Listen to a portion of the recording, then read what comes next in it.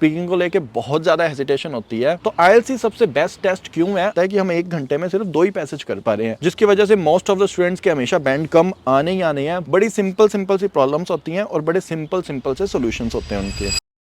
So hello guys, welcome back to my channel. तो जब भी हमारे दिमाग में एक थॉट आता है कि हमें बाहर जाकर किसी फॉरेन कंट्री में अपनी न्यू लाइफ स्टार्ट करनी है, तो सबसे पहली मुसीबत ये होती है कि हमें किसी कॉलेज के अंदर अप्लाई करना रहता है। और अप्लाई करने के लिए भी ना आपको आइल्स के डिसेंट बैंड्स की रिक्वायरमेंट होती है। फॉर एग्जाम्पल, अगर किसी को कनाडा जैसी कंट्री में आना है तो उन्हें एक चीज की टेंशन बनी रहती है कि हमने हमेशा से इंग्लिश पढ़ी भी है, समझी भी है, लिखी भी है, बट हमें बोलने के अंदर बहुत ज्यादा हेजिटेशन है। तो उनके दिमाग में ना ये डर हमेशा बना ही रहता है कि हम पता नहीं इंग्लिश में बात कर पाएंगे या नहीं कर पाएंगे। और दूसरी बात, आजकल आपको पता है मार्केट में ये बात भी चल रही है कि आइल्स के अलावा भी दूसरे टेस्ट देके भी आप अब्रॉड पढ़ने जा सकते हो। तो इसलिए गाइस, इस वीडियो के अंदर ना आपकी दोनों प्रॉब्लम्स का सॉल्यूशन अपने करने वाले हैं। पहली कि अगर आप कनाडा जैसी कंट्री में पढ़ने आने का प्लान कर रहे हो तो आइल्स ही सबसे बेस्ट टेस्ट क्यों है, आपको आइल्स देकर ही आना चाहिए, क्योंकि आइल्स के बहुत सारे बेनिफिट्स भी होते हैं। आगे भी आपको बहुत हेल्प मिलती है, अपने बात करेंगे इस बारे में भी। और सेकंड चीज यही कि आइल्स के अंदर डिसेंट बैंड स्कोर कैसे लेके आए। तो गाइस, ये वीडियो स्पेशल इसलिए होने वाली है क्योंकि मैंने ऑलरेडी एक बार अपना आइल्स का टेस्ट दे रखा है, जिसमें कि मेरे 7.5 बैंड स्कोर आए थे। मैंने अपना एक्सपीरियंस भी शेयर किया था पुरानी वीडियो में। तो उस टाइम भी ना मैं बड़ा स्ट्रेस था कि मेरे 6 बैंड भी नहीं आने वाले, क्योंकि आपके जैसे मेरे को भी इंग्लिश बोलने का इतना कोई एक्सपीरियंस नहीं था। इंग्लिश मीडियम स्कूल में जरूर पढ़े थे, बट वहां पे भी इंग्लिश बोलनी कंपलसरी नहीं होती थी। तो गाइस, मैंने अपना कॉन्फिडेंस बनाए रखा था, प्रिपरेशन अच्छे से की थी, अच्छे बैंड स्कोर भी लाया, उसके बाद एसटीएस में फाइल भी लगाई और वीजा भी बड़ा जल्दी आ गया था। बट इस बार की स्पेशल चीज यही है कि आप सबकी तरह मेरे को वापस से आइल्स के लिए प्रिपरेशन करनी पड़ रही है, क्योंकि मेरी प्लानिंग चल रही है इस साल कनाडा की पीआर फाइल करना। तो उसके लिए भी आइल्स के बैंड की रिक्वायरमेंट होती है। और सच बोलूं तो इस बार मेरे को कॉन्फिडेंस भी है कि लास्ट टाइम अगर 7.5 बैंड्स आ गए थे तो इस बार 8 बैंड्स मैं ले ही आऊंगा। तो गाइस, मैंने प्रिपरेशन शुरू कर दी है। तो वही सब एक्सपीरियंस जो है मैं आपके साथ भी इस वीडियो के अंदर शेयर करने वाला हूं, ताकि आप लोगों की भी हेल्प हो जाए अच्छे से अच्छा बैंड स्कोर लाने में। सो बिना टाइम को वेस्ट करे, लेट्स स्टार्ट दिस वीडियो। तो गाइस, अगर आपको आइल्स में 8 बैंड लेके आने हैं तो आपको एक प्रॉपर स्ट्रेटेजी की नीड तो पड़ेगी। तो इसलिए अपने वो सारी बातों पर बात करेंगे, बट सबसे पहले बात करते हैं कि आप आइल्स की तरफ ही क्यों जाओ, क्योंकि आइल्स करने की बहुत सारी इंपॉर्टेंस है। फॉर एग्जाम्पल, तो जब भी हम प्लान करते हैं कनाडा जैसी कंट्री में पढ़ने आने का, तो आइल्स एक ऐसा टेस्ट है जो मोस्ट वाइडली एक्सेप्टेड है हर जगह। तो एक बार अगर आपने आइल्स कर ली तो उसके बाद आपकी टेंशन बिल्कुल खत्म हो जाती है। अब फॉर एग्जांपल, आपका कभी मूड चेंज हो गया, आपको कंट्री चेंज करनी है, या फिर आपका मूड चेंज हो गया, आपको कॉलेज चेंज करना है, या फिर आपको कोर्स चेंज करना है, तो आपको वीजा फाइल करते टाइम बार बार ये टेंशन नहीं होगी कि यार आइल्स एक्सेप्टेड है या नहीं है, क्योंकि आपके दिमाग में इस चीज की सिक्योरिटी हमेशा रहेगी कि आइल्स जो है वो ऑलमोस्ट हर जगह एक्सेप्ट हो जाता है। और दूसरा सबसे बड़ा पॉइंट है ना गाइस, उसे ध्यान से सुनना, इंडिया में हमारे पास ना बहुत सारा टाइम होता है आइल्स के लिए प्रिपेयर करने का। फॉर एग्जाम्पल, इंडिया के अंदर ना आप लगातार 15 दिन या फिर 30 दिन आइल्स के लिए प्रिपेयर कर सकते हो, बट यहाँ आने के बाद आपको टाइम नहीं मिलेगा। और यहाँ आने के बाद आपको आइल्स की नीड तो पड़नी ही है, क्योंकि जिस टाइम आप कनाडा की पीआर लगाओगे तो उस टाइम अभी तक आपके पास एक ही ऑप्शन होता है, आइल्स टेस्ट देना। सो जो बच्चे आइल्स से पहले से यूज्ड टू होते हैं उनके लिए थोड़ा इजी रहता है यहाँ आके टेस्ट देना, अच्छा बैंड स्कोर लाना। क्योंकि फॉर एग्जाम्पल, मुझे देख लो, वीकडेज में मेरे को काम करना रहता है, मेरे पास सिर्फ वीकेंड पे 1 या 2 दिन होंगे जिस टाइम मैं आइल्स के लिए प्रिपेयर करूंगा। सो अगर मैंने इंडिया से आइल्स ही नहीं करी होती तो मेरे को आइल्स के पैटर्न के बारे में कुछ पता नहीं होना था, मेरे को और ज्यादा टाइम लगना था आइल्स के लिए प्रिपेयर करने में, अच्छे बैंड स्कोर लाने में। और गाइस, ये फीलिंग मैं आपकी बहुत अच्छे से समझ सकता हूँ। जिस टाइम हम इंडिया बैठे होते हैं उस टाइम हमारा जो सारा फोकस होता है वो वीजा की तरफ होता है कि एक बार हमारा वीजा लग जाए, हम अपनी ड्रीम कंट्री में पहुंच जाएं। बट मेन जो स्ट्रगल है ना गाइस, यहाँ आगे शुरू होती है जब आपको पीआर के लिए अपनी मेहनत करनी पड़ती है। तो पीआर होने के लिए आपको पॉइंट्स कलेक्ट करने पड़ते हैं, आपको स्टडी के पॉइंट मिलते हैं, आपको वर्क एक्सपीरियंस के पॉइंट मिलते हैं, आपको आइल्स के बैंड के भी पॉइंट मिलते हैं। अगर आपके 6 बैंड आए हैं तो आपको अलग पॉइंट मिलेंगे, अगर आपके 7 आए हैं तो अलग मिलेंगे, 8 आए हैं तो अलग मिलेंगे। जिनके अच्छे बैंड्स है ना आइल्स के अंदर, तो उन्हें बहुत फायदा हो रहा है, उनकी पीआर जल्दी हो रही है, उनका कट ऑफ में नेम जल्दी आ रहा है। सो इसलिए आज इस वीडियो के अंदर ना मैं इस चीज को हाईलाइट करके भी आप सबको बताना चाहता था, क्योंकि ये चीजें फिर आपको यहाँ बाहर आने के बाद पता चलती हैं। तो चलो अब अपने आगे के पॉइंट पे बढ़ते हैं, बात करते हैं कि आइल्स के लिए मैं कैसे प्रिपेयर करने वाला हूँ। तो पुरानी वीडियो के अंदर भी मैंने अपनी टिप्स और ट्रिक्स जो थी वो शेयर करी थी, और इस वीडियो के अंदर भी कुछ एक्स्ट्रा पॉइंट्स ऐड करके आप सबको बताते हैं। तो अब हमेशा की तरह आइल्स की फुल फॉर्म बता के मैं आपका टाइम वेस्ट नहीं करने वाला, अपने सीधा बात करते हैं 4 मॉड्यूल्स के बारे में, जो कि है speaking, listening, reading and writing. तो हर मॉड्यूल के अंदर ना मैं आपको कॉमन प्रॉब्लम्स बताऊंगा कि जिसकी वजह से आप जितना डिजर्व करते हो, आपके अंदर का जितना पोटेंशियल है बैंड्स लाने का, आप वो भी नहीं ला पाते, क्योंकि कुछ कॉमन मिस्टेक्स होती हैं अपने करते हैं। तो उन सब चीजों का आप ध्यान रखोगे ना तो आप ज्यादा से ज्यादा बैंड लेके आ पाओगे। और सबसे मेन चीज है guys, it's all about practice and confidence. तो सबसे पहले अपनी स्पीकिंग की बात ही करते हैं। स्पीकिंग को लेके बहुत ज्यादा हेजिटेशन होती है, ये चीज मैं बहुत अच्छे से समझ सकता हूँ। तो सबसे पहली प्रॉब्लम कॉन्फिडेंस की रहती है। वहां जाके अगर आप अंदर से ही कांप रहे हो, आपका मुंह सूख रहा है, तो ये बड़ी नॉर्मल सी चीज है, आप आगे मिस्टेक भी करोगे बोलने में और आपके फिर जो बैंड स्कोर है वो कम आने वाला है। तो बी कॉन्फिडेंट सबसे पहली चीज। सेकंड जो है ना, जो सबसे कॉमन मिस्टेक है स्टूडेंट्स करके आते हैं इंटरव्यू के अंदर, अब उन्हें पता क्या लगता है कि हमने तो बहुत अच्छी इंग्लिश बोली थी, हमारे सारे सेंटेंस सही थे, बट उन्होंने क्वेश्चन ही ढंग से नहीं सुना होता। कभी कभी ऐसे क्वेश्चन आ जाते हैं जो कुछ ट्रिकी होते हैं, या फिर हम जल्दबाजी में क्वेश्चन पूरा सुनते नहीं है, लास्ट में कुछ ट्विस्ट होता है, तो फिर आपको जो क्वेश्चन का आंसर देना होता है आप वो तो देते नहीं हो, कुछ अलग दे आते हो। और उसी चीज का शिकार इतने सारे स्टूडेंट्स होते हैं। तभी आपको कुछ बंदे मिलते भी होंगे जिनकी स्पीकिंग बहुत अच्छी होती है, बट स्टिल उनके बैंड स्कोर अच्छा नहीं आया होता, क्योंकि वो जल्दबाजी के शिकार होते हैं। अब ये चीज ना मेरे साथ 2 बार हुई थी पिछले टेस्ट के टाइम। आप मानोगे नहीं, मैंने 2 बार ही एग्जामिनर को बोला था कि मेरे को क्वेश्चन वापस से बताओ, मेरे को सुनाई नहीं दिया ढंग से। तो स्टूडेंट के अंदर ये हेजिटेशन रहती है कि हम क्वेश्चन वापस से पूछें या ना पूछें। तो गाइस ये मिस्टेक मत करना। अगर आपको क्वेश्चन समझ में नहीं आया तो फ्रैंकली उनसे पूछ सकते हो आप कि मेरे को क्वेश्चन एक बार आप रिपीट कर सकते हो प्लीज, बट कुछ भी समझ के आपको गलत जवाब देना स्टार्ट नहीं करना। और उसके बाद सबसे मेन चीज, आपको जितना हो सके नेचुरल रहना है, रोबोटिक टोन में या फिर आप रट्टा मार के आए हो इस तरीके का साउंड नहीं करना। और बहुत सारे लोग ना खुद को एडवांस दिखाने के लिए कॉम्प्लिकेटेड वर्ड्स या फिर सेंटेंसेस यूज करने की ट्राई करेंगे, धक्के से ऐसे हाई फाई से वर्ड्स आप घुसाने की ट्राई कर रहे हो just to impress the examiner, then ये चीज भी बैकफायर कर जाती है बहुत स्टूडेंट्स के साथ। सो गाइस मैं आपको एक ही चीज रिकमेंड करूंगा कि work on simple sentence, simple grammar. जो चीजें आपको ऑलरेडी आती है उन्हीं में आप फ्लुएंट होने का ट्राई करो। और पिछली बार मैंने एक चीज करी थी वो मैं इस बार भी करने वाला हूँ। अपने 2 फ्रेंड्स के साथ टाइम फिक्स करने वाला हूँ 15-15 मिनट का डेली, जिनसे मैं बात करने वाला हूँ स्पीकिंग के ऊपर। जितने भी क्वेश्चंस हैं उन्हें दे सकते हो, आप कोई पीडीएफ भेज सकते हो, तो वो क्वेश्चंस आपसे वो लोग पूछ लिया करेंगे। आपका जो पैटर्न होता है, क्यू कार्ड्स हो गए, आपको बड़े इजीली आज के टाइम में मिल जाते हैं। तो work on those thing with your friends and it doesn't matter जिससे भी आप हेल्प ले रहे हो वो आपके पास इन पर्सन हो। यहाँ पे मैंने पिछली बार भी फोन पे सारा कुछ किया था और इस बार भी फोन पे ही करने वाला हूँ। तो गाइस इस वीडियो के अंदर ना आप ये चीज देखोगे, मैं कोई भी चीज कॉम्प्लिकेटेड करके नहीं बताने वाला आपको। बड़ी सिंपल सी प्रॉब्लम्स होती हैं और बड़े सिंपल